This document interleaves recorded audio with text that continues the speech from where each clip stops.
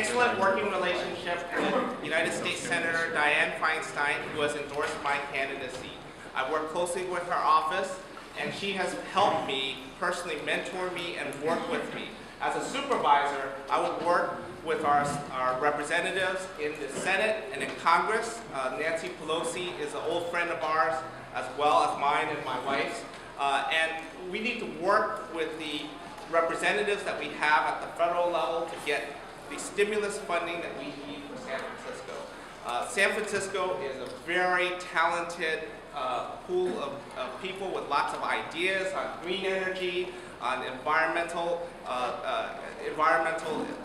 concepts. New companies are formed here, and I believe that working with Senator Feinstein, working with our friends in Washington, D.C., that we can get the funding we need to get these companies started, to bring businesses to San Francisco, and to help keep our city green. Thank you.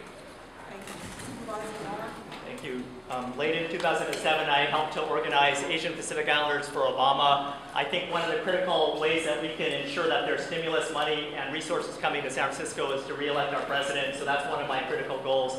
I've been a leader in the Democratic Party from the DCCC since 1996 and have served as the vice chair. So we'll be working with our entire Democratic legislative body to make sure that we're fighting for green jobs money. So I've championed hearings and also creation of green jobs and workforce training programs in our city. Hilda Solis, the Labor Secretary, is recently in town with Asian American leaders.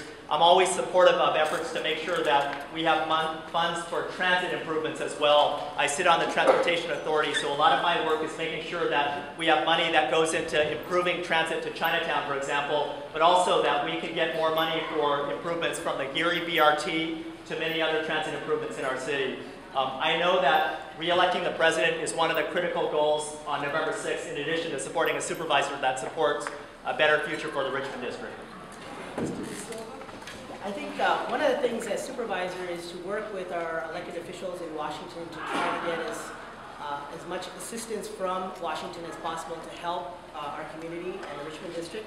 But I think we have to keep in mind that we can't always rely on the federal government, because when times are tough, that money may not be there. So for a lot of times, a lot of things, when we have projects that we need to do, we need to look at the long term, whether that money is reliable, whether we're going to be able to get that money. And if it's not, we have to consider whether if the project is good and we need it, that maybe we do need to raise taxes so that we have a funding stream so that we can do the projects we need and not entirely rely on Sacramento or Washington for resources, because there are times when they don't have the money and we won't get the money.